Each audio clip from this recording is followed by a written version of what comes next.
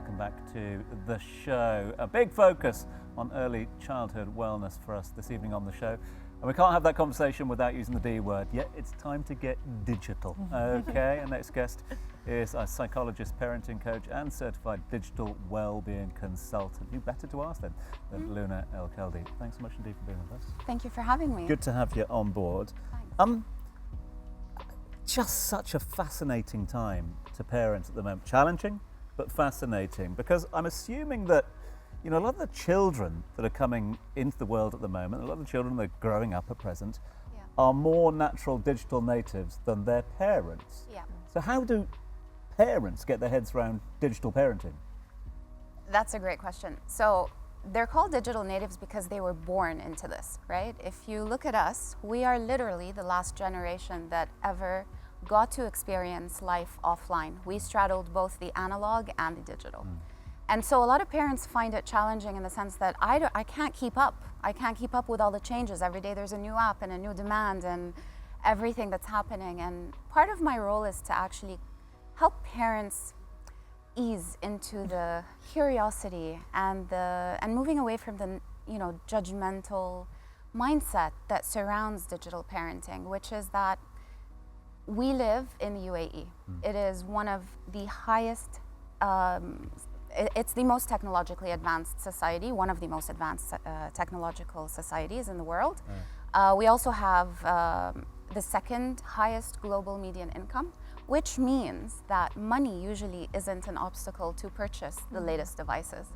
And so when we live somewhere that is so saturated with devices, and you've got kids going to schools and they're exposed to all these cultures and all these different ways of, experiencing the world, and then they come home and I'm the only kid in class that doesn't have an Apple Watch or an iPhone or the Xbox or the PlayStation, and parents go, am I holding my kid back? There are no guidelines. There are no guidelines. And then COVID came and tech just kind of exploded into children's lives and ours as well. So yeah, it is challenging. But I urge parents to look at tech in a different way. It's not all evil. It's a tool. Just like you've got a kitchen knife, you can use it to cause a lot of harm, or you can use it to create a beautiful meal. And it's all about the parent-child relationship at the end of the day. Totally agree. I mean, it is a tool, and as a matter of fact, in every school now, they ask kids to bring their own device, right? But my question for you now, Luna, is how do we draw the line at home? Because the kids see it now as something that they need on a day-to-day basis, but parents at home are like, no, stop that, too much screen time. Where can we draw the line where we're also not the evil parent taking away our kids' devices? That's an excellent question. I conducted a research right here in the UAE a few years ago, and it was about digitally parenting preteens in the UAE. And one of the biggest themes that came out was that parents are so frustrated, struggling, and exhausted to manage their kids' screen time use. And the reason behind that is that schools introduce the use of devices so early on. So you've got iPads being introduced as early as KG2 or grade 1 in the UAE, and you've got mandatory purchasing of laptops by middle school or grade 6. So then kids come home and they go, my homework's online. And then you've got parents who are receiving this advice from a multitude of sources, and they're hearing, you need to minimize screen time, and their eyes and myopia is on the rise, and addiction and all of these things. And so parents are coming at it with a fear perspective, right? Schools, parents, governments really need to get together, and we're starting to see a global movement in that. Australia is just about to ban social media for teens until they're 16. You've got the general surgeon in the United States coming out and saying, let's not give kids social media earlier. However, I am a big proponent of weighing things up and balance. So if I live in a society where, let's talk about preteens or teens, and children around my kids are online, and my kid is starting to suffer socially in school because they go and they're like, oh, but everybody's online and I'm excluded. I don't know what's happening in school. I don't know anything.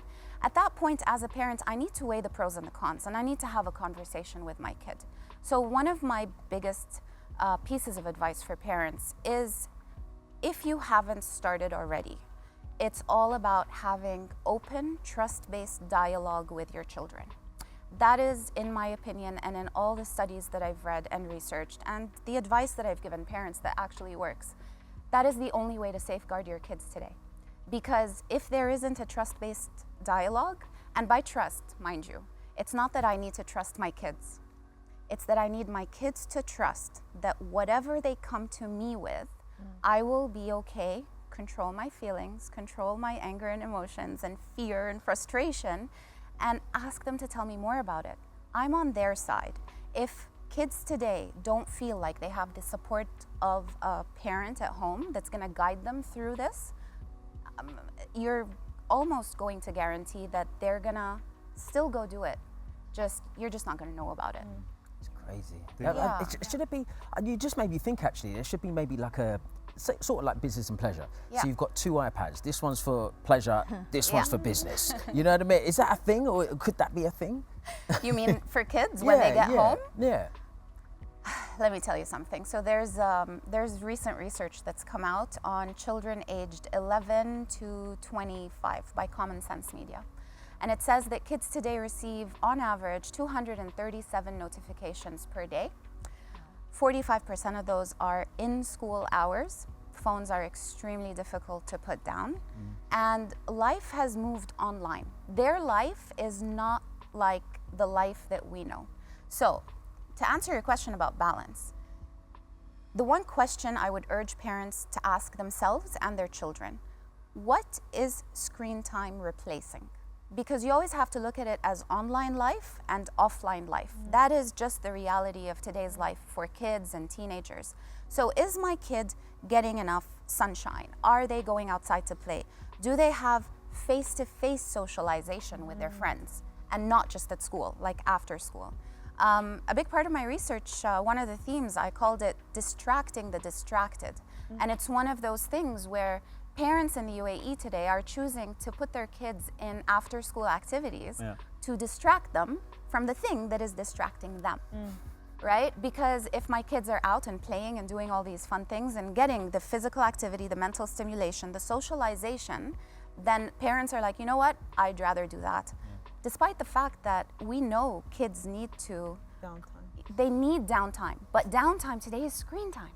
Is that something you? Yeah, I wanted to, focus. We spoke a lot about preteens, but my passion is early years. Sure, so the early childhood. 0 to 7, Yes. like this age group, like what are the things that first time mom, like definitely do not do, and where do I compromise and be like, okay, let's embrace social media or like online, the online world? Let's go back to early childhood. So there's a study that came out in 2018 in a survey across 10 countries in Europe and 2 countries in the Middle East, UAE and Saudi Arabia, where they wanted to learn more about device use. The stat in that study was shocking for me, and that's the reason I do what I do today. It said that 43% of kids aged 5 to 11 owned a smartphone.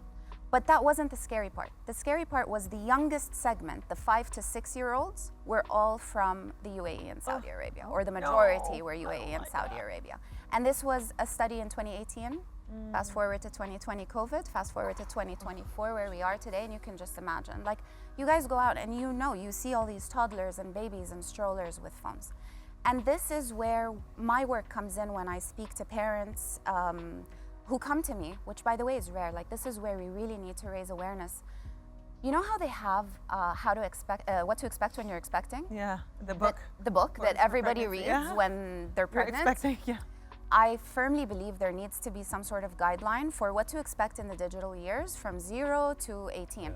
Because if parents knew the effect on the brain, I believe that parents of younger children would completely push it and shy away. And Dima, I think this is another book that I was going to say we're going to have to talk after let's this. do it. You're publishing another book. Luna, this has been such an insightful conversation, and I wish we could extend it a little longer, but I know Lane is excited to do the DXB in 60. Indeed. We need to know more about you. Oh my goodness. It was good yesterday, it was good seeing you at the exactly. Literature Festival thing. That's good. super excited cool, for that actually. Yeah, that should be good. So DXB in 60, we're just going to ask you as many questions as possible in 60 seconds. Okay, so great. just, Hit it's me. about you, so it's all good. So 3, 2, 1 on the clock. A book or movie series that you would recommend? I'm gonna go for a book, and it's Every Single Roald Dahl book. Yes, even as an adult. Okay, cool. Your motto in life and in work? Be positive. How do you best unwind after a stressful day? Yoga.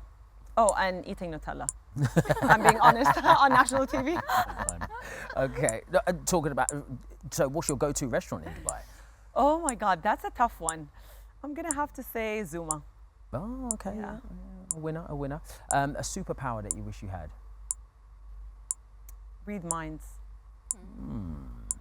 What's the best advice that you would give to your 20-year-old self?